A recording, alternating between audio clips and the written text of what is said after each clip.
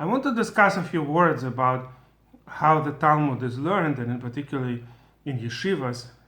I know that many people that are listening to my video have little contact with yeshiva, probably have never been to one and don't really know how it is done. I'm not a great expert either, but I have a good understanding of how generally, of course, most of the learning that is happening in the yeshivas, and not just in the yeshivas, is that of the Talmud. What exactly is the purpose of it and how it's done? So before I go on, I wanted to mention something interesting. Probably those who are into math will know that relatively recently in our generation, somebody, a great mathematician in England, was able to prove Fermat great theorem. Now this theorem happens to be, it's very easy to explain it and incredibly difficult to prove it. For hundreds of years nobody could prove it. Fermat, a mathematician many centuries ago, thought he could prove it but didn't write any proofs. So it's a big question, was he able to really prove this theorem or not?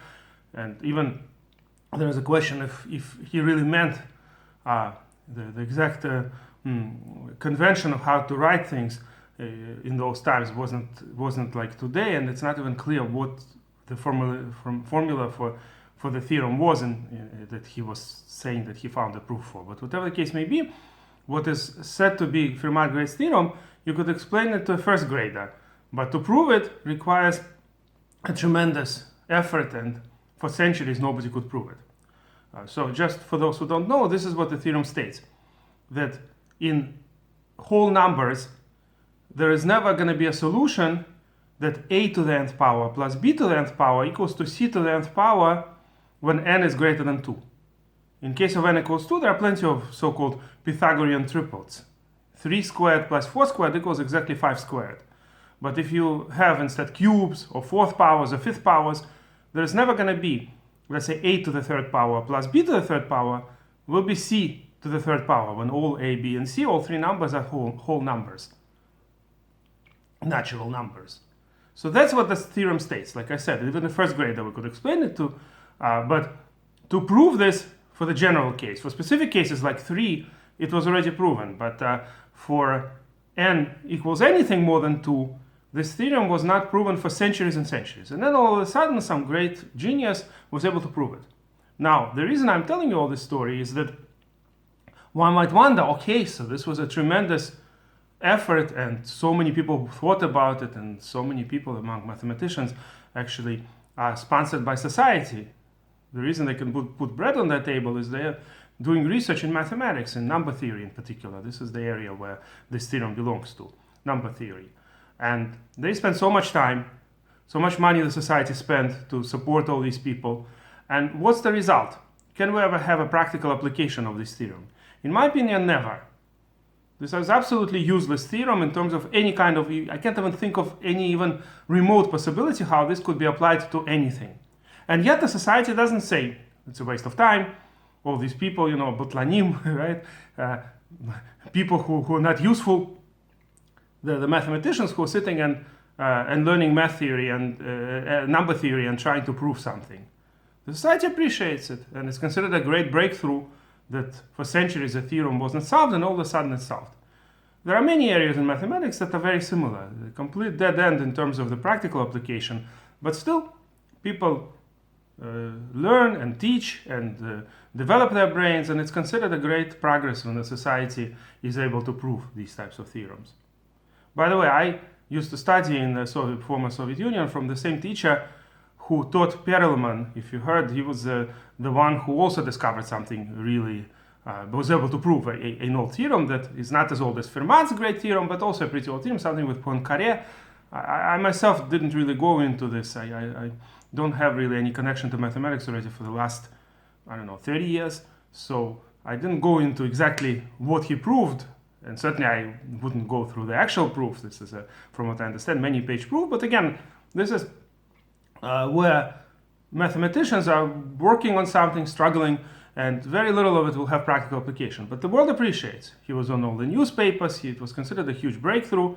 Right? A Russian Jewish mathematician was able to prove something that nobody was able to prove for years. So my point is that a lot of times we hear, in particular in Israel, for instance, and in the secular public, like, what's the point? People are sitting there in the Yeshivot and they learn the Talmud with many commentators, right? Not all of it has practical applications, even for Orthodox Jews. I'm not talking about, obviously, for non-Orthodox, it's rare that there will be any applications from Talmud. Although there are some exclusions. There are notable exclusions where some Talmudic ideas did make it to the general public. Sometimes even regular Israelis, secular Israelis might quote the Talmud on something or other. But certainly the vast majority of the Talmud are technical details. The hardest part to learn are technical details that have very little practical application. If anything, it may develop one's brain, but not many practical applications are found. And I'm talking about even the Masechtot, the tractates of the Talmud, that seem to be applicable in general.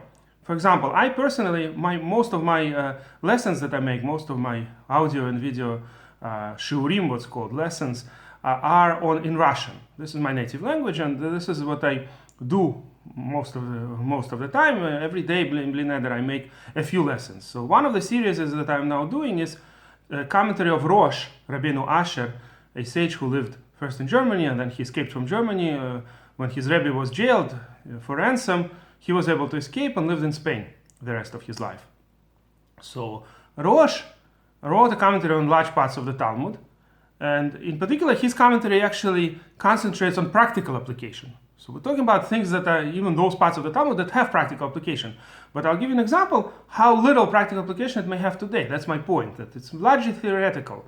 And that is the tractate I'm now doing in Russian. I did, I think, 7 shiurim, 7 lessons so far, and there's going to be probably 30 or 40 lessons altogether to finish the whole thing. So I'm still closer to the beginning. And the discussion there, the tractate is called Beitza, and because of the first Mishnah, the beginning of the tractate, that deals with an egg that was laid on Yom Tov, on a holiday, on a Jewish holiday. The question is, are you allowed to eat that egg immediately, or you have to wait for the next day? Are you allowed to eat an egg that came out of the female chicken on a Yom Tov, on a holiday? That's the entire discussion. And there's dispute about it, and there are disputes about what the dispute applies to. Now, practically speaking, very few people today actually own chicken farms. And generally, with mass-produced eggs, it used to be probably an important issue. Certainly, it was important for a person who used to live poorly, and then when on Yom Tov he would have an egg, it would make a big difference. Okay, we can have that egg. Some people, for them, that egg could have made a difference in terms of what they could eat on Yom Tov. But today people buy dozens of eggs, and even when there's a shortage of eggs, it's still one egg very rarely makes a difference in the way we live today, with refrigerators, with storing eggs for days, etc., etc. And therefore, it doesn't seem like we could have any practical application from this. Now, this is not really true. Some of the discussions that are in the beginning of this tractate can apply to other situations that may apply today as well. But a little bit further in the same tractate, this is what I'm going to do in the next lesson. In fact, I'm just holding by the sugya, what's called, by the area in the Talmud, by that part of the Talmud, where it's going to discuss what is permitted to be carried on Yom Tov outside. We don't carry on Shabbat, we don't carry things outside. But on Yom Tov, there is a certain permission, certain things you could take from place to place on Yom Tov. But there is a discussion exactly what this applies to. This is fully pertains to today's society. We have to know these laws really well. So my point is that even those laws that are largely theoretical and have little application or no application, that doesn't mean it's a complete waste of time. We believe that learning Torah is even more important than, let's say, learning mathematics. If mathematics, like I said, the society is willing to learn even areas that are hardly ever going to be useful in practical terms, and we support the mathematicians and we appreciate them. So the same, and how much more so in the religious societies with regards to Torah scholars, those who sit and learn and trying to understand the difficult sugyot, the difficult parts of the Talmud, even if it has very little practical application, it's still considered a useful endeavor. Now, in my humble opinion, that doesn't mean that most of the society should be doing it. There are some people, especially in Israel, including some big rabbis, who apparently would prefer that huge numbers of people would be sitting and learning all day. That's not how I see things. There's a lot of other rabbis that do not agree with this. They think that, this is really for the specific kinds of people, just like lehavdil in terms of math. Like I said, there are certain mathematicians who sit and trying to understand, and for them it's really interesting and it is exciting to prove the Fermat's great theorem, and it's a great breakthrough. But these are only specific types of people, specific mindset who could do this. For the most people, for most of society, they're willing to make sure that this group of scientists is supported, but they're not going to be scientists. At most, they'll maybe read an article in a maybe American journal of science of some sort, right? Scientific American of some sort, to be basically aware of the latest breakthroughs. But they're not going to actually try to understand the whole proof, and certainly they're not going to be sitting there and trying to prove Fermat's great theorem or any other theorem that wasn't proven yet. So similarly, I think there is an obligation according to Jewish law that every Jew would be learning Torah, but it doesn't mean that everybody should be learning Torah all day. Obviously, some people have to work, and some people are just not good at it anyway. They're not going to be able to. They don't have the mindset to sit and learn in the yeshiva the entire time. And that's why I'm pro the approach, which associated among others with the Rav Shimshon Raphael Hirsch and others, that there are some people, obviously, there are some rabbis, we need rabbis, and rabbis, in fact, as opposed to the specialists in number theory, rabbis are a lot of times helpful in practical terms.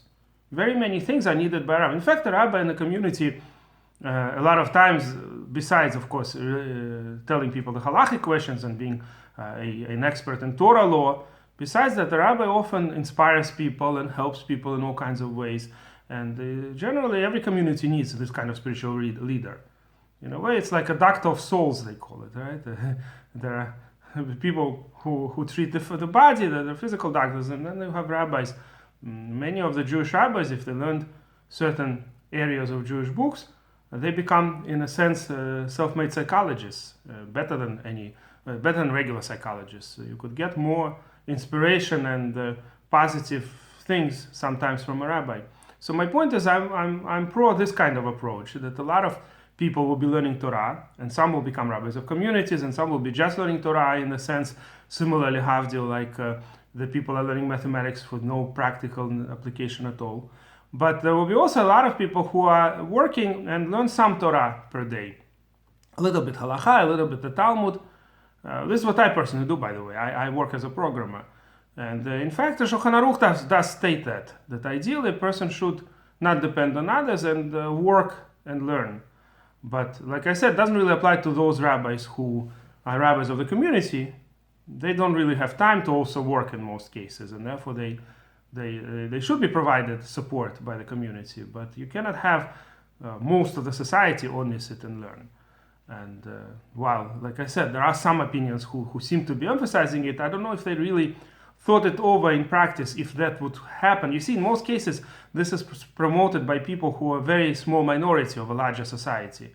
But what would happen if, in fact, they would become a majority, let's say? Let's say a majority of Jews would follow in their steps, in Israel per se.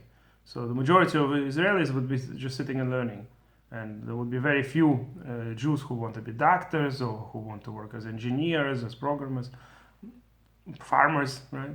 It's very hard to understand how this would be able to hold. Maybe they think that at that time Mashiach will come and therefore we won't have to worry about it. It's not our problem. I don't know. But like I said, I belong to the school that's more practical in terms of that. And I do think that while we should respect tremendously those people who learn, but this is not for everybody to just sit and learn. But everybody has to learn some Torah. It's definitely true that every Jew has an obligation to learn Torah.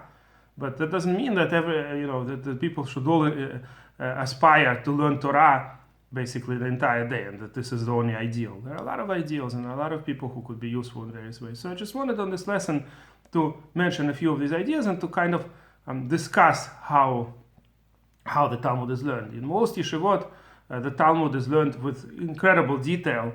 They may go through just a few pages per month. It may take a semester to learn just a few pages of the Talmud. At this speed, by the way, you'll never finish the Talmud. But some of these Rosh Yeshiva, what's called the heads of these yeshivot, they actually say that the same people who are learning in such depth, they should also learn at much faster speed, a different maybe, or the same, or a different Masechet, different tractate, but they should try to finish the Talmud also. If you learn, for instance, two pages of Talmud a day, then you may finish the Talmud in about 3.5 years or so, a little bit more, right? If you learn 1 page a day, this is called the cycle of Daf Yomi, which I have in Russian, by the way. Again, lessons in Russian every day on the cycle of Daf Yomi, a page a day, a list of the Talmud a day. So that cycle finishes after a little bit more than 7 years. So this is the type of thing that's also needed. Even if a person tries to learn the Talmud in depth, and that's very slow, they should also have a separate period of learning when they're finishing, because the breadth of knowledge is also extremely important and needed. By the way, very soon, the Talmud itself will discuss the differences between the more in-depth learning versus the learning that just gives you the general ideas, and which one is considered better in a certain sense, and each one, of course, has its advantages and disadvantages. So the cycle of Daf Yomi will soon get to actually one of the places where this type of thing is discussed. Anyway, so finishing up, as often with my short videos, I kind of start with one idea and then I end up talking about a few different ideas. My point was just to give a glimpse to someone who was never in yeshiva, and to also discuss why largely theoretical discussions are still important. And we believe that since learning the entire Torah is a will of Hashem, will of God, therefore people do learn, including the topics that are not applicable or are hardly ever applicable. And if you like this video, please press like and please subscribe to our channel.